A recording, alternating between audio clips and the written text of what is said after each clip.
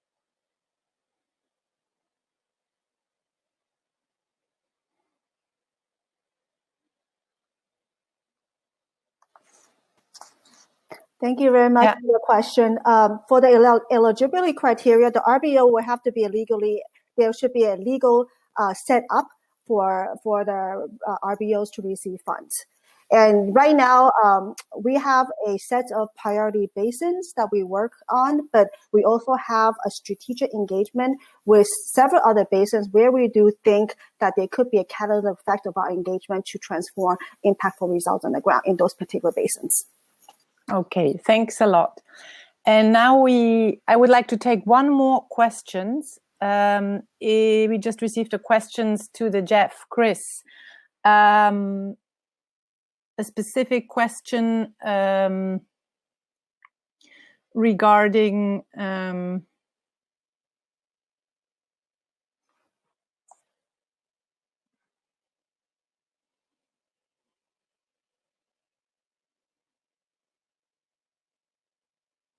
Isabella, is it the question from Saki Sanusi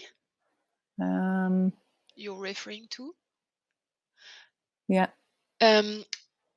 Maybe we can give the floor directly to Mr. Sanusi because I think it's easier. Yeah, I let you maybe ask him in French, and we will give him the floor. Yeah, thank you.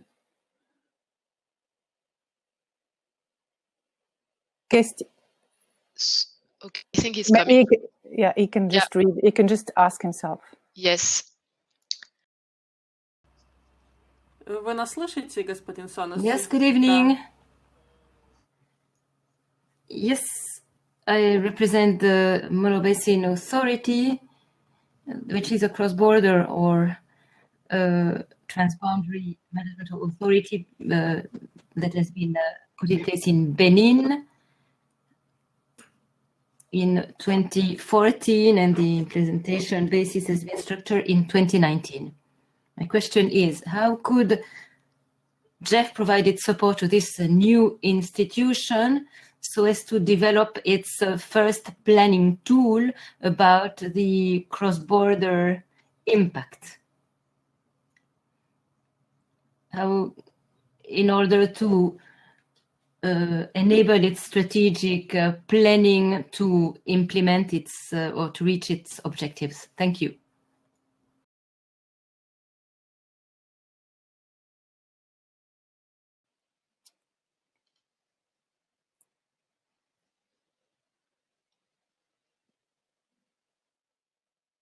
Chris, do you want to comment on the question?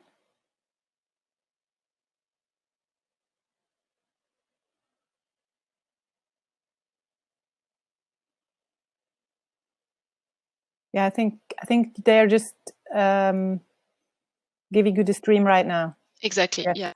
No, of course I would like to respond. I just couldn't.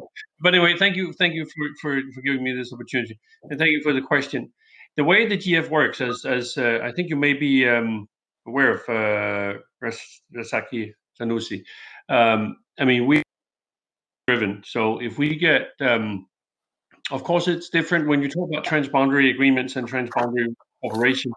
It means that, you know, in this case, two countries needs to agree on a project or a proposal, and then they send it to us via one of the 18 agencies that are GF eligible, that can get funding from the GF. That said, I mean, I don't know of the specifics here. It's a little bit short for me to I mean, what you submitted here. But I mean, this is what the GF is doing. We've, in international waters, the mandate I work with and work to achieve is to improve transboundary water cooperation in all its different forms. So this sounds like it's along those lines. I mean, what we support is, you know, transboundary diagnostics. So get scientific understanding what the issues are. That then leads to a strategic action program that, which, if you will, is a strategic investment plan that's been endorsed at the highest ministerial level. So it becomes like an action plan that the countries can work towards, to supporting the good and the sustainability of the shared resources. So to me, it sounds like it's eligible. I don't know the specifics here, and if you want to send me more information on that, I'd be very happy to look at it. I have a colleague that specifically focuses on the African freshwater system, so I will share it with her when she gets back. But other than that, send it to me. I'll be very happy to look at it and see if it is eligible. If it's not already financed, who knows? I mean, I honestly, I need to look at it, and I need to look at what the details are. But this is something that follows the normal trajectory of GF investment. So thank you for that, and please send me the details that we can discuss this further offline. Thank you. Thank you, Chris. I think we are now slowly moving to the end of the session. We have the high level closing, which will be starting very soon, only in a couple of minutes. So I would just like to thank again very much to all the participants of the panel from the Zambezi River Commission, and also the representative from Ukraine for their very insightful and valuable perspectives, and all the perspectives of the representatives from the international financial institutions. So we have been hearing a lot about challenges around resource mobilization, particularly also in the current context of COVID-19. But there is also some light. It's not easy.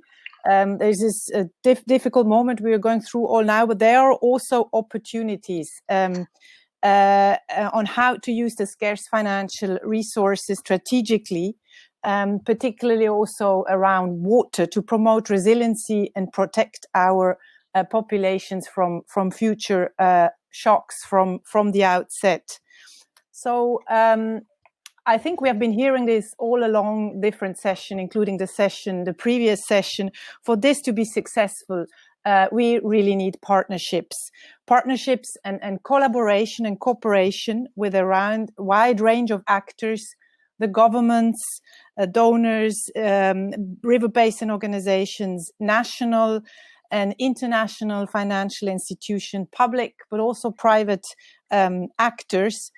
And the Water Convention, open to all countries right now globally, has provided an important platform where the diversity of views and perspective could be shared. And I think it's really important that we continue to exchange experiences on the lessons learned, but also talk about difficulties, challenges, and try to create together solutions. So it's only together we can move and to more sustainable water cooperation in a transboundary context. And financing is a key topic which will be important for us to carry on in the next year for sure. So thank you very much to all of you. And I would like to give back the floor to the moderator, who will, to Diane, who will pass the floor to the next moderator of the next session. Thanks a lot. Thanks a lot, Isabella, for the moderation, and for all the speakers for the very interesting session. So I know we had like additional raised hand, and we are sorry because we are a bit strict with the time. But what I would suggest is that maybe for those who were not able to take the floor, to put their question in the chat, and like this we would be able to come back to you maybe after the workshop. And apologize again for that. So now please stay with us, because we will start the high-level closing of this virtual workshop. So for that, I will now hand over the moderation role to Mr. Sergei Ludwisak, Deputy Director of the Environment Division of UNEC. So Serge, I'm giving you the stream, so you should be able to connect in few seconds. Yes, can you hear me? Yes, I can hear you, and I can also see you. All right, so good afternoon, ladies and gentlemen, dear colleagues. It is a pleasure for me to be with you today, and I welcome very much the opportunity to moderate this closing session. Now, I understand that you have been all very busy during the last 2 days, but let me say it is, I admire your work, and it is amazing how one can be effective and efficient under these very unusual and challenging circumstances. We have little time, so let me go into the closing session right away. It will have 2 parts. First, Sonia Koppel, who is the Secretary of the Water Convention, will say a few words on the outcomes of the workshop. And then we will have a panel with 3 high-level speakers, namely Mr. Carlos Manuel Rodriguez, who is the CEO and chairperson of the Global Environment Facility. We have with us Mrs. Jennifer Sarah, who is Global Director for Water Global Practice at the World Bank, and Mr. Henk Ovink, who is Special Envoy for International Water Affairs in the Netherlands. I welcome all 3 of you and thank you for being here with us. We will have some questions for you, and I hope that you will all participants will enjoy the answers to these questions. But before we go to them and to the 3 panelists, I would like to invite, as I said, Mrs. Sonia Koppel, who is Secretary of the Water Convention. Sonia, if you could kindly summarize for us the outcomes of this 2-day workshop, and also reflect on the next steps for developing and finalizing, as I understand, a publication on financing transboundary water cooperation and basin development. Sonia, you have the floor. Thank you very much.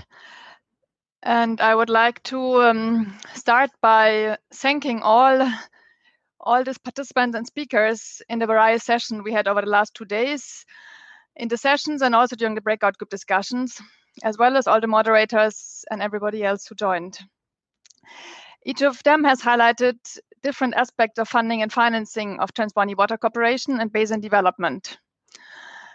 It will be very difficult to summarize all what has been said now in a short time.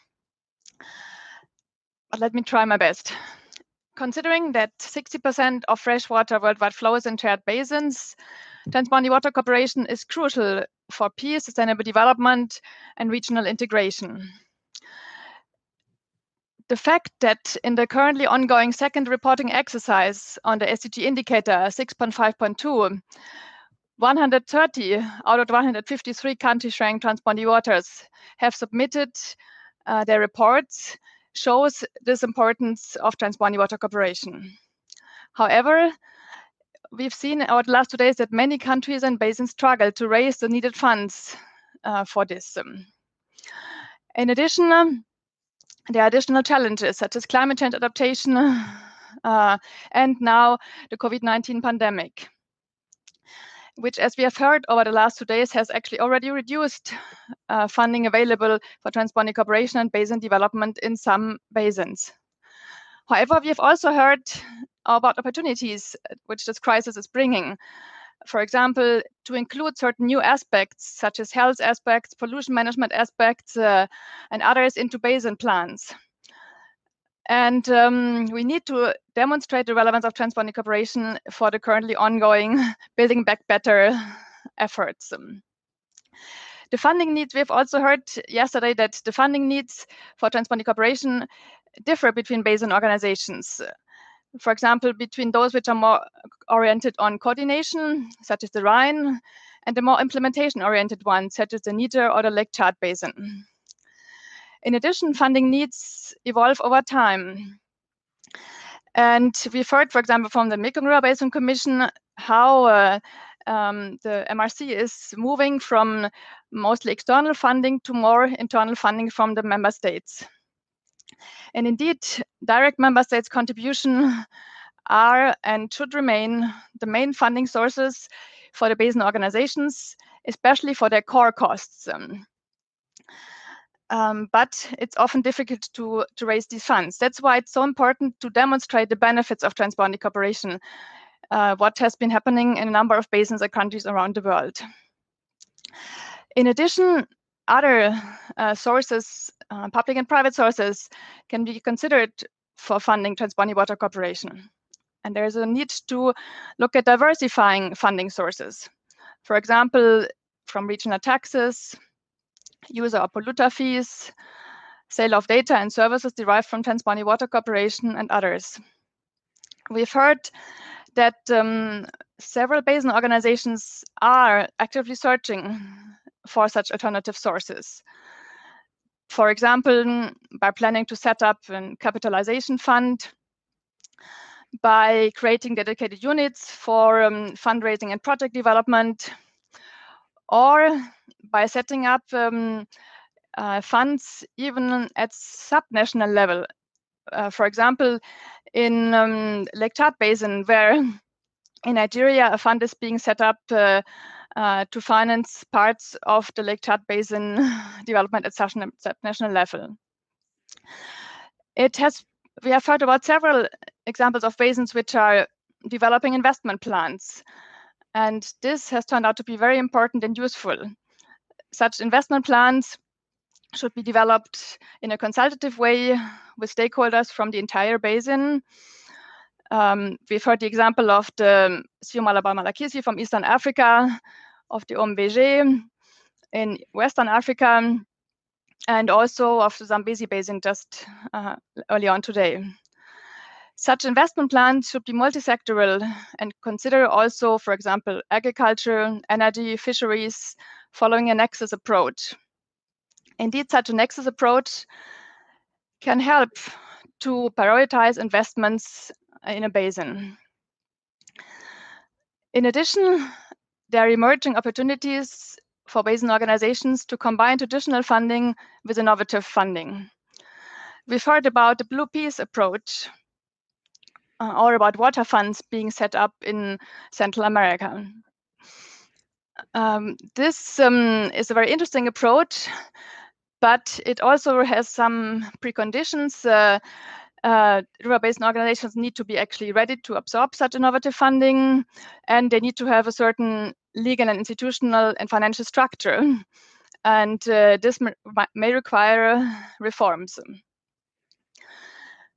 In addition, we had a very interesting session this morning about whether and how the private sector can be engaged more into transboundary water cooperation and transboundary basin development. So far, the private sector engagement has been limited. However, it is rapidly evolving, and there are some opportunities emerging.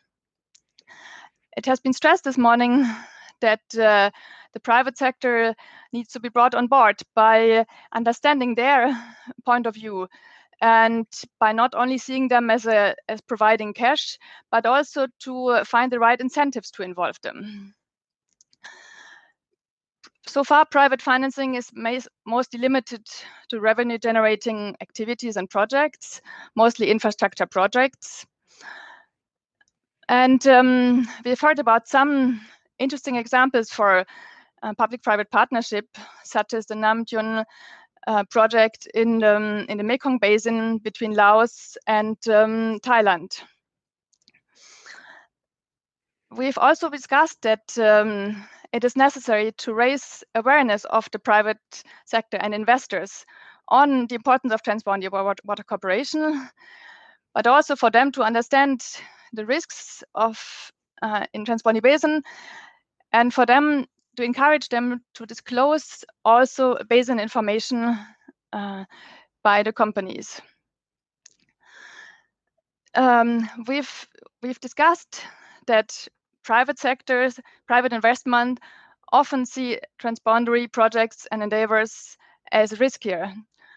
since multiple countries and jurisdictions are involved in such projects.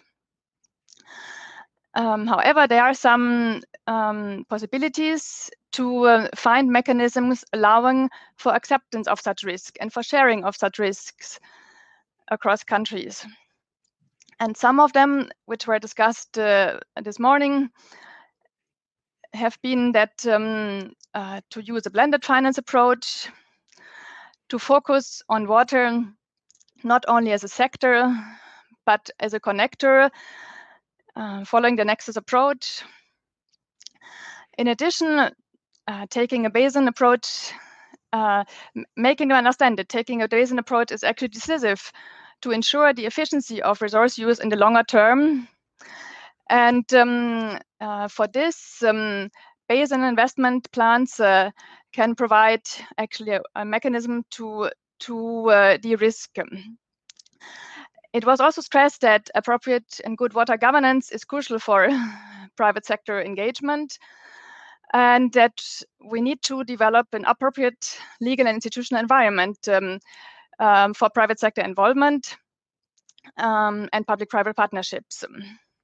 For this, strong and effective legal and institutional frameworks, most importantly, strong and robust river basin organizations or basin organizations in general are crucial. In this sense, the global legal frameworks such as the Water Convention are very helpful to strengthen cross-border cooperation and to provide a safe space for countries to discuss cooperation, develop, and also revise agreements. Finally, to conclude, I think it has become clear that there is a lot of experience available in all regions of the world, but that there's a further need to share such experiences and good practice and lessons learned. And we hope to be able to continue this, to provide a platform in the Water Convention to share such experiences also going forward. There are also other platforms available, such as IWLearn, such as many guidance documents and tools, such as the massive open online course on water security developed by TWP in the framework of IWLearn and others. With regard to the next steps on the background study, which provided a basis for this workshop, you are all encouraged to provide still written comments for this background study by the end of January next year. Then the background study will be revised, taking into account all the discussions from this workshop and also additional case studies, and turned into a full publication. And it will be launched next year at the 9th meeting of the parties of the Water Convention, which takes place on 29 September to the 1st of October 2021 in Estonia. And I'd like to take this opportunity to invite you all already to attend this meeting. Thank you very much. Thank you very much, Sonia. So now we go to the second part of this closing session. And as I mentioned before, we have 3 high-level panelists, and I have some questions to you. But I turn now to the first speaker, Mr. Carlos Manuel Rodriguez. He is a lawyer by profession, a politician by choice, and a conservationist at heart. Sorry for the pronunciation. Former Costa Rican Environment and Energy Minister. He was a pioneer in the development of payments for ecosystem services, initiatives, and strategies for forest restoration, ocean conservation, and decarbonization. And he is an internationally recognized expert on environmental policy, multilateral environmental negotiations, and financing for nature conservation. I welcome you once again. And Mr. Rodriguez, I have 2 questions for you. I would like to ask you how the GEF supports transboundary water cooperation and basin development. And second, Can Transboundary Water Cooperation support global COVID-19 recovery? You have the floor. Thank you so much, and I'm very pleased, Sergey, to be here and join you all in the closing panel of this today's event. I'm really pleased.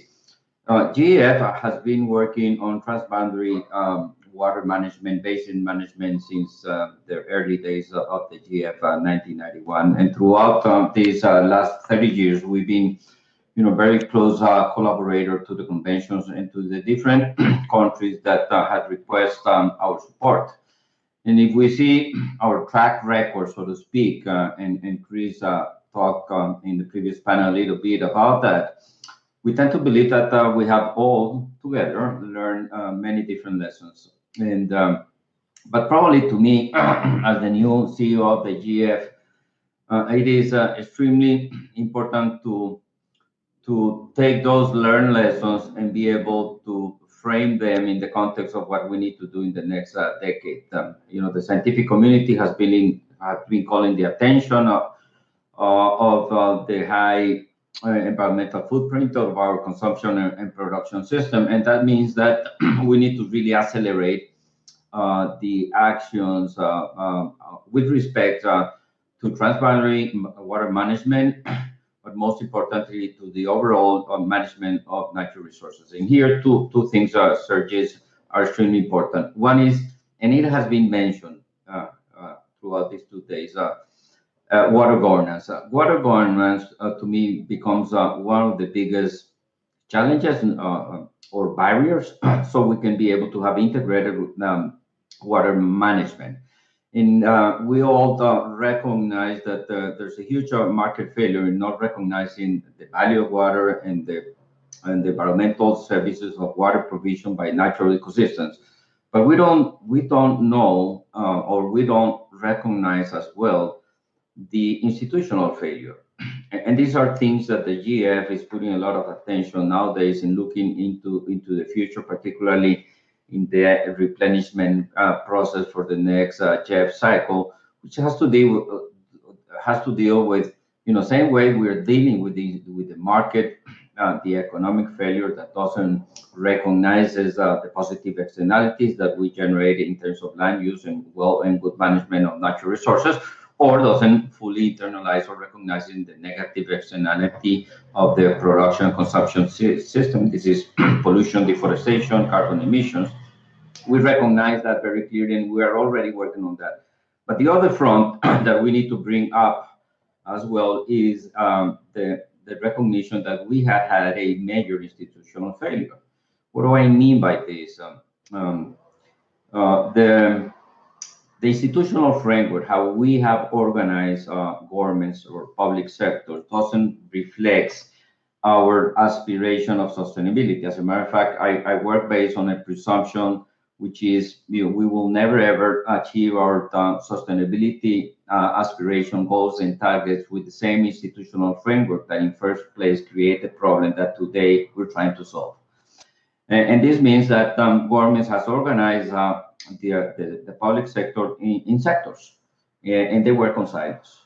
And we are unable to do the leap forward in terms of scale and amplification of what we've been doing, in this case, through this transboundary effort, if we keep on working and designing policies that work on the sectoral level. And here's where a couple of very interesting things are happening, and we need to put a lot of attention. One of the biggest conflicts that we have in terms of integrated water management is the fact that we have many agencies dealing with water and very old legal frameworks. And here you got the typical conflict of ministries of agriculture willing to tap more on this resource without paying the full cost of the provision of water services. And on the other side, you got ministries of environment responsible for watershed management, forest conservation, and there is no political, there is not a common vision from the political sector on how to deal with this.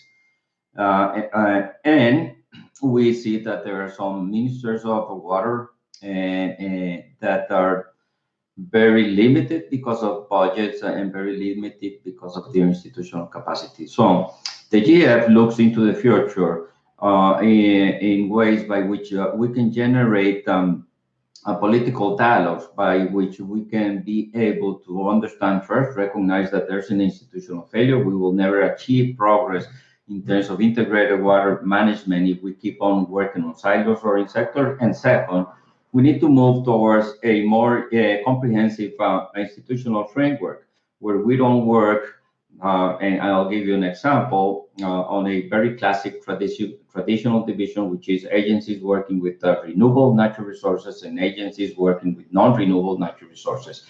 They work in the same landscapes, they work with the same stakeholders, but with different visions and different agendas. The Costa Rican case, where I come from, is a very interesting case where we've been able to recognize that there has been an institutional failure, and we began redesigning some of these institutions, whereby today the Ministry of Environment is the Ministry of Environment and Energy, mines, water, ocean, and all natural resources. So we don't have that division of non-renewable and renewable natural resources, and water is in the center of the management and the policies that the Ministry of Environment and Energy does in Costa Rica. This has helped us a lot to deal with that institutional failure, and has helped us a lot to deal with the financial gap for the integrated watershed management, and Costa Rica has done a lot of progress. So this is one element that is extremely important that we need to recognize. The other element is regarding water regulation and water laws. We still have in many countries water laws. Well, many countries there are no water laws or regulations, and many the water laws and regulations are very old, and they in reality is very different to what it was 40, 50 years or 30 years ago. But I've seen that there's a big challenge in modernizing the water regulations and laws because sectors are opposed to that. In Latin America, one big challenge is the agricultural sector not willing to allow Congresses to approve new modern water laws because they fear, the economic impact of that. So I tend to believe that one other important area by which the GF will be working is helping countries mobilize more efficiently domestic resources for integrated water management. And here's where we have a lot of very interesting options and alternatives. Water funds has been, something that has proven to be very successful in Latin America. It's being used somewhere else, but I tend to believe that the big opportunity is designing payment systems or schemes of payment for environmental services, where people are at the watershed level. This can be small farmers or big farmers. Indigenous community up in the watershed being paid for the water provision based on land uses. So if you do an adjustment on water fees, you can generate funds that can pay them for those water services. That means forest restoration, that means forest conservation, that means biodiversity protection, that means climate mitigation, climate adaptation. Costa Rica did 15 years ago a scheme of payment of environmental services for carbon and water, and has proven to be very successful. We increased 1,000% the funding for integrated water management. The water agency in Costa Rica under the Ministry of the Environment is the only public agency in between 325 agencies that is financially sustainable, that doesn't depend from the Minister of Finance and taxpayers' resources, is financially sustainable because we were able to design this innovative mechanism by which we charge the real price of water to water users, depending on very complex mechanism methodology, but has worked very well. So the GF will continue supporting transboundary water management, and particularly nowadays that countries are, we are probably looking at the end of the tunnel, and we see light at the end of this tunnel of COVID-19, and we need to prepare ourselves for the aftermath of COVID-19, where our aspiration is that Jeff aid will help do the green and blue recovery. And in this context, these two elements are critical for us in terms of international waters and water management, dealing with institutional failure. And the other aspect is helping countries mobilize domestic resources that can narrow down the financial gap, because we can double and triple the funds from the GF to recipient countries that won't be enough to achieve the goals and targets that we want. So thank you so much, Sergis, for the opportunity. Happy to be here, and I want to congratulate all who has participated these last 2 days.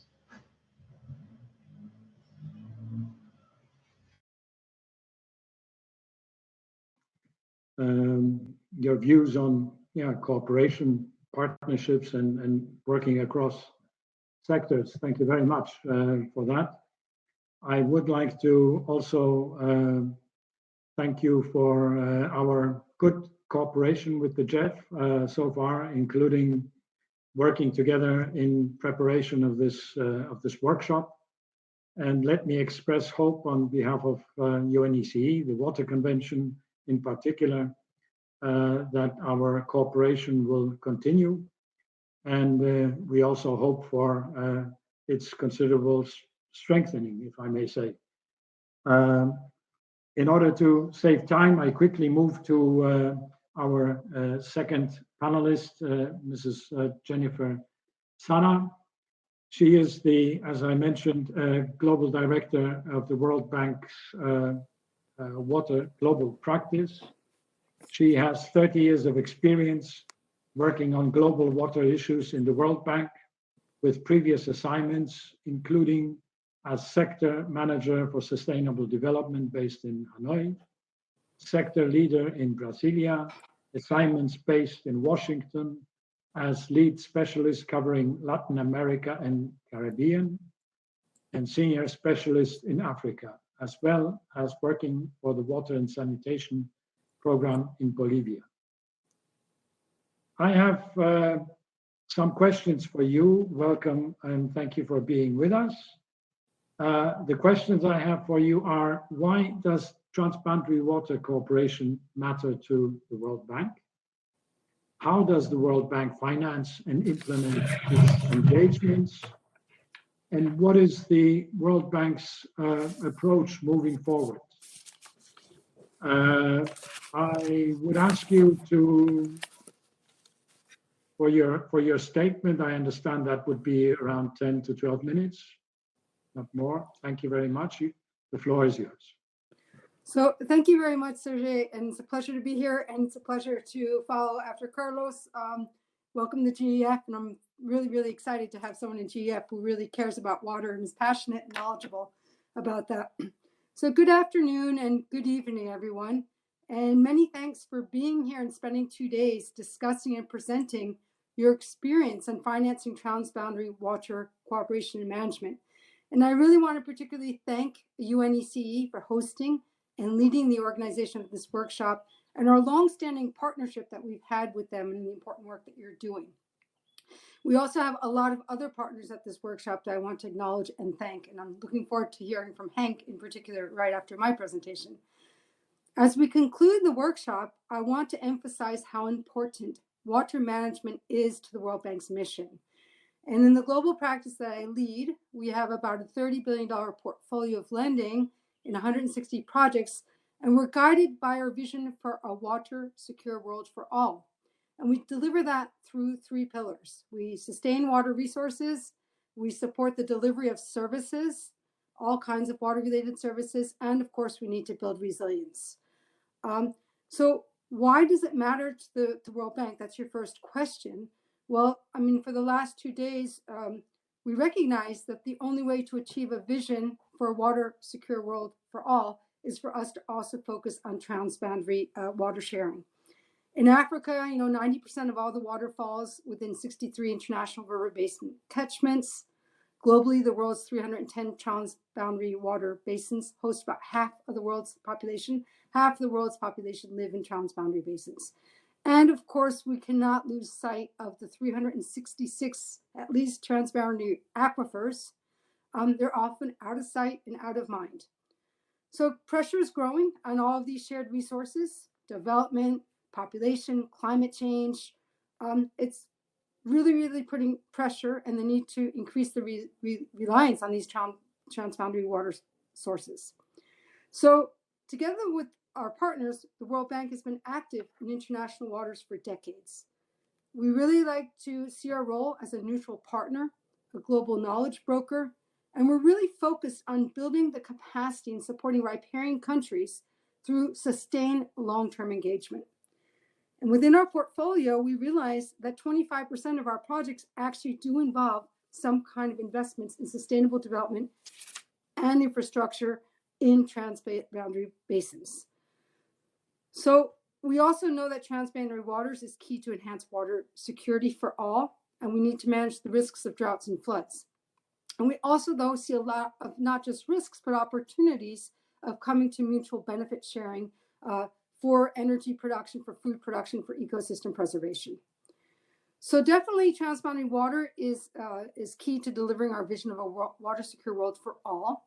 And the way we do it, and we finance our implementation of our engagements, is in several manners. As I mentioned, and Sonia, I really appreciate that you've said this as well, how important it is that the riparian country at the national level has to be at the forefront of any engagement on a transboundary water issue. So our support, along with our partners, is really to build country capacities so they can first better manage the water resources in their country as a stepping stone to working with their neighbors.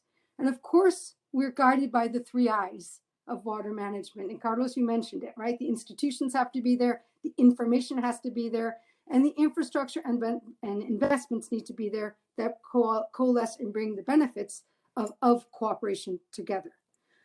We have a number of trust funds that the World Bank works on in the regional watersheds. So C1 Africa, many of you know the acronyms, CARP in Central Asia. We have SAWI in South Asia, and the Danube Water Program. So since 2000, we've been really working with over $1 billion, actually, a lot of money just on capacity building activities, bringing the analysis, bringing the information. But at the end of the day, as I mentioned, the important thing that we've learned is to get traction is that countries need to also work together on joint investment programs.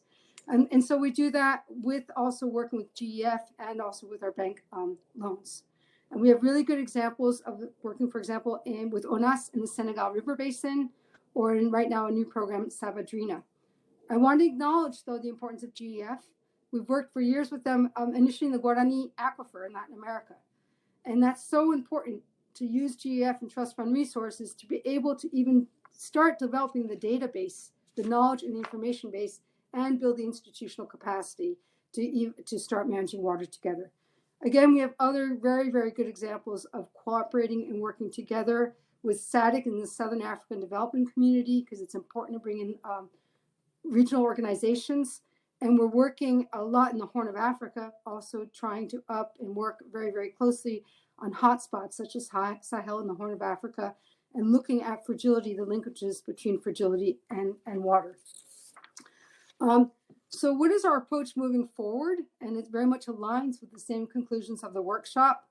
First is the importance to cultivate and expand partnerships, including with civil society. And Sonia, I think you also mentioned the private sector. It needs to be everyone, civil society, private sector, public sector, at the country level, and then also bring the regional discussion and the global knowledge. We know we have to go for the long term. It's a stop and go, working and building capacity to manage transboundary dialogues across countries. People change all the time, institutions change, information, knowledge changes. So again, being there for the long term. The geopolitical situation changes, the water resource variability changes. And linked to that is being there for the long term is to be able to be flexible. And so that's an important thing, to how to balance risks and development opportunities.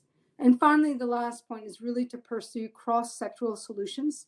Transboundary water cooperation is not about just water. It's cross-sectoral in nature, energy, agriculture, environment. And it really needs to bring in both the political dimension and the technical dimension. So let's be holistic. We need to think about portfolios of transboundary water investments, build on lessons learned, build on everyone's knowledge, and really finally think about water and the valuing of water. And Carlos, and I'm sure Hank will talk about the valuing of water. Super, super, super important. How do people value water across all of its competing needs, social, economic, environmental? Water is often undervalued, it's underpriced. And so really, what are the policy incentives that are important to put into place so that there is a value in water, not just a monetary value, but a non-monetary value, which is really, really important if we're going to talk about crowding in different ways of financing and supporting investment in transboundary basins. So let me stop there and thank you very much.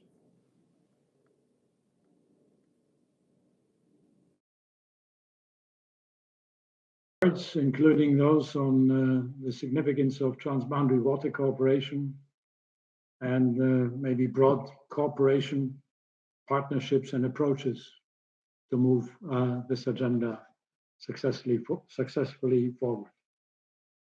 As with the Jeff, I would like to thank you and through you, the World Bank, for the good cooperation we have. And including in the preparation of this workshop as well. We have enjoyed the cooperation with you, and we look forward to working with you even more closely in the future.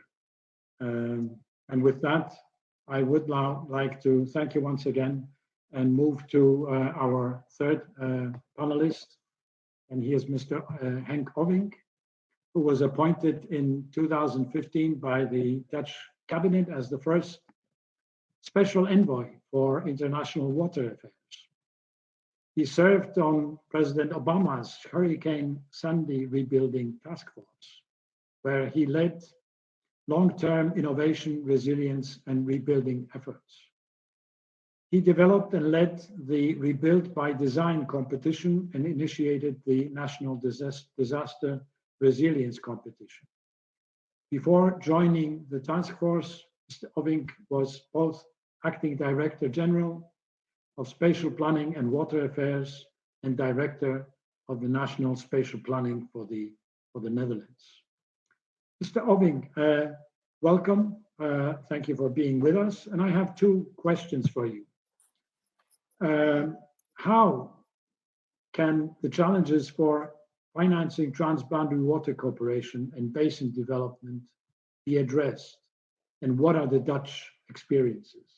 And the second question, how to take this topic forward after the workshop?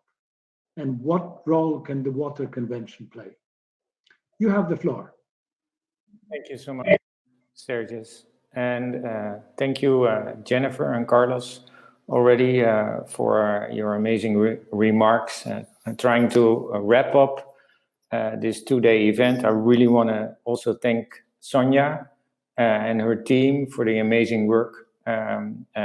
Also want to thank my colleague, Niels Vlaanderen, who did quite a bit of work as well. And of course, the partners, UNECE, of course, but then Switzerland, Senegal, the World Bank, of course, the JEF, European Investment Bank, and so forth, WWF, OECD. Only by these partnerships is it possible. And this is your last question, how to move ahead.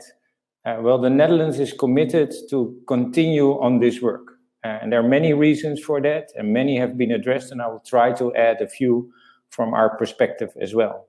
But we have to continue this type of partnership and collaboration to reflect on transboundary water cooperation and transboundary water cooperation financing in such a way that it becomes a mainstream operation, which it's not.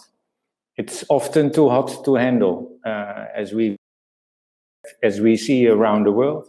But it is of critical importance for our environment, sustainable development, climate proofing our river basins, our societies, and our environments. So we have to continue, and I want to applaud all partners with the achievements over the last year. Then to your first question, And that's been discussed as well. And I think the word collaboration, cooperation, partnerships have been mentioned quite a bit, of critical importance. Creating transparency and accountability of critical importance. A type of partnership that is so fundamental for water and water security is something we learned, of course, in the Netherlands too. 900 years ago, we started our first water authority on the regional level. A collaboration not of politicians, but of the partners that all had an interest in that same river basin and that same watershed. This is the type of collaboration that you need to forge. That is the type of collaboration you want to strengthen. But that means across these borders and boundaries we as humans make, that type of collaboration also has to be financed. We always talk a lot about funding pipelines of sustainable projects, which is complex enough. And Jennifer talked about this, and working with her and her colleagues around the world and others and the JEF to build a pipeline of sustainable investment is tough enough. But the process to get there is often underestimated. It takes $1 million to spend $1 billion, right? But those millions are tough to find.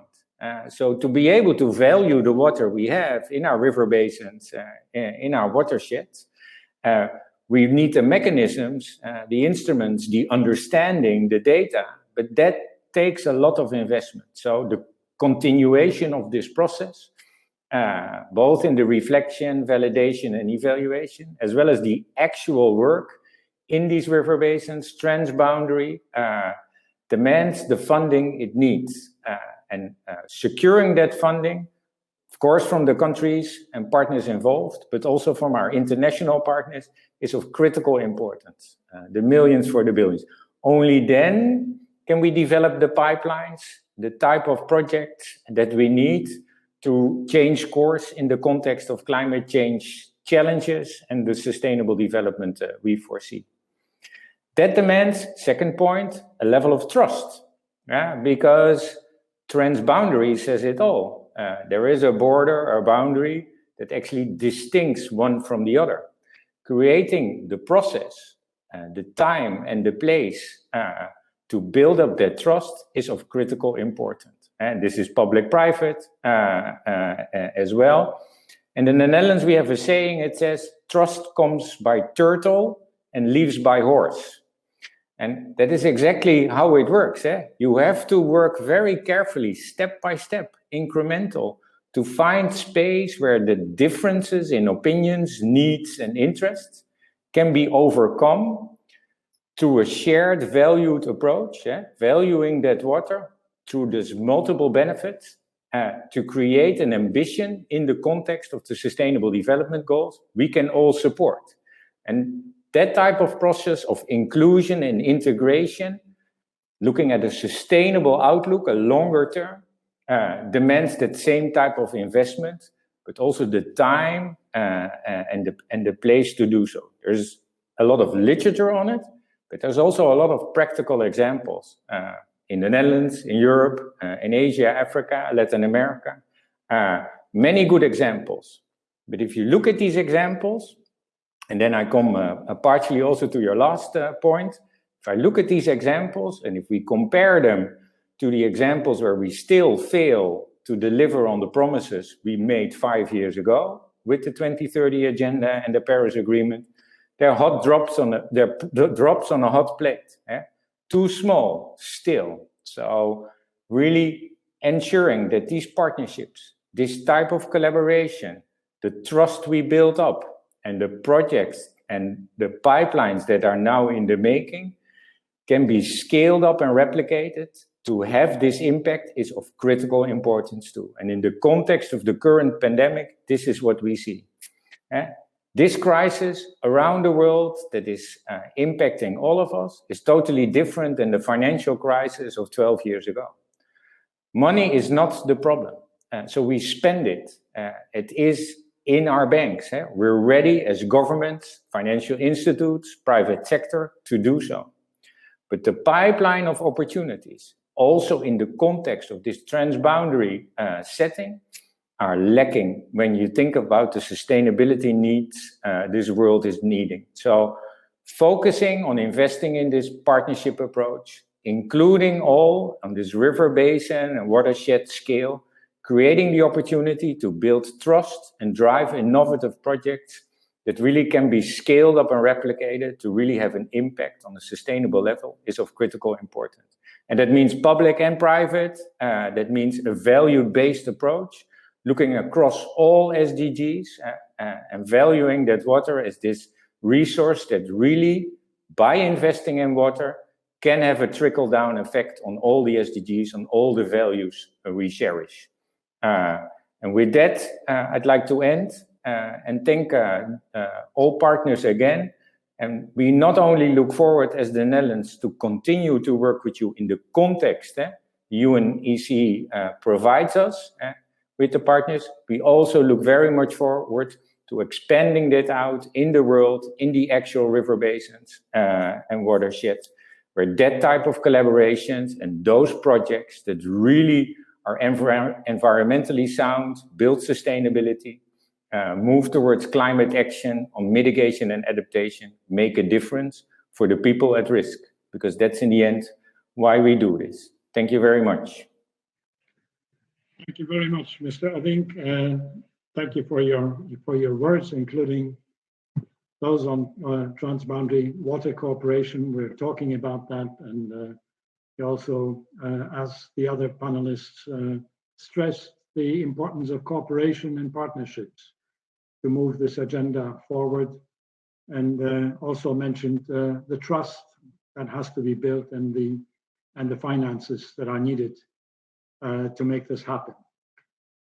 Thank you once again, and thank you for being with us. And I would like to thank the Netherlands for co-leading this important program area, including, of course, this workshop.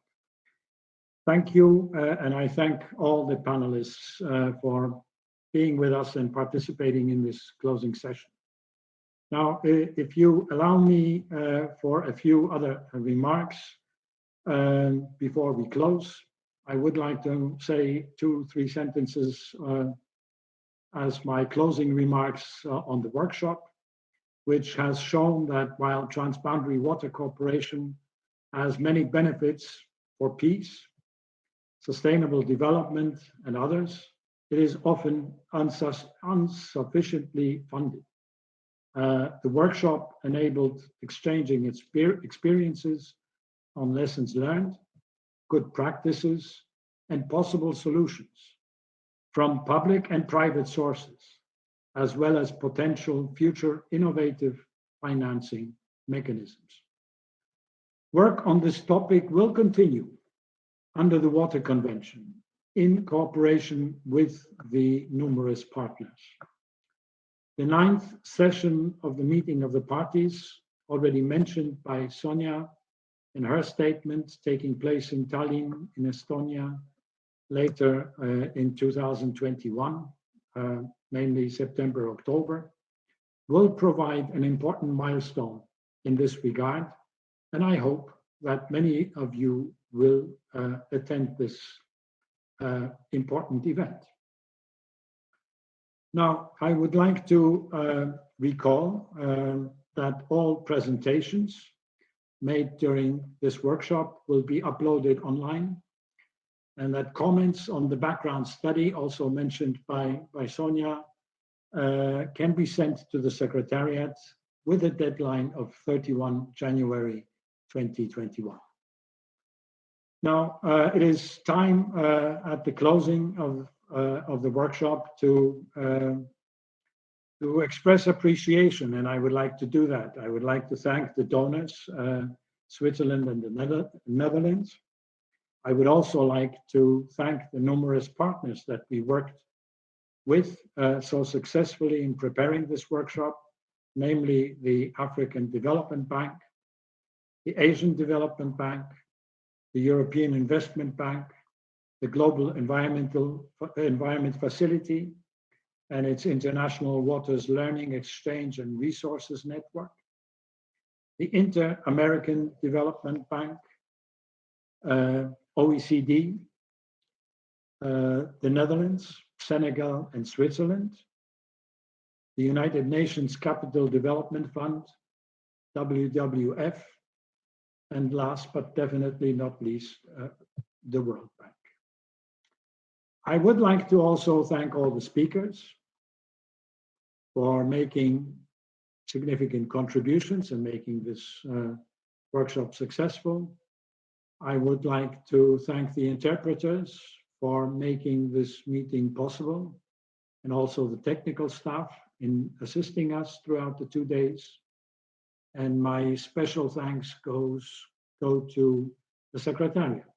And I would in particular like to thank Diane, Chantal, Chuck, Mayola, and Sonia for being with us and for making this meeting possible.